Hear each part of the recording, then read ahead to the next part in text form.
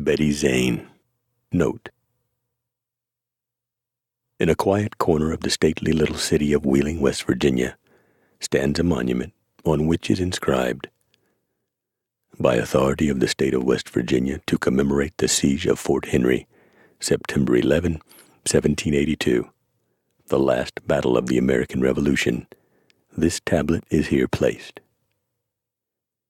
Had it not been for the heroism of a girl, the foregoing inscription would never have been written, and the city of Wheeling would never have existed. From time to time I have read short stories and magazine articles which have been published about Elizabeth Zane and her famous exploit.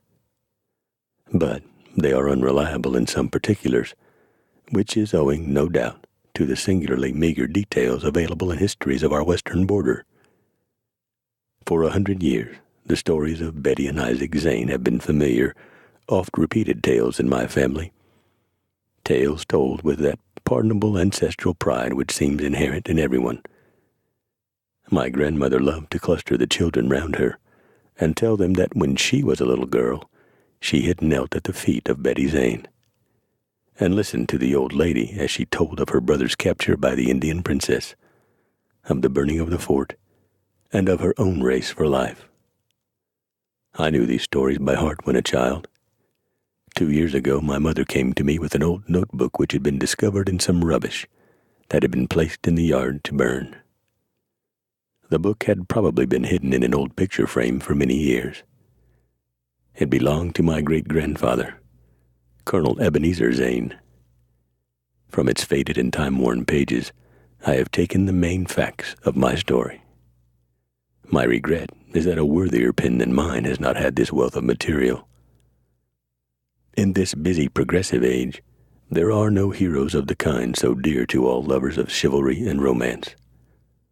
There are heroes, perhaps, but they are the patient, sad-faced kind, of whom few take cognizance as they hurry onward. But cannot we all remember someone who suffered greatly, who accomplished great deeds, who died on the battlefield? Someone around whose name lingers a halo of glory. Few of us are so unfortunate that we cannot look backward on kith or kin and thrill with love and reverence as we dream of an act of heroism or martyrdom which rings down the annals of time like the melody of the huntsman's horn as it peals out on a frosty October morn, purer and sweeter with each succeeding note. If to any of those who have such remembrances, as well as those who have not, my story gives an hour of pleasure, I shall be rewarded.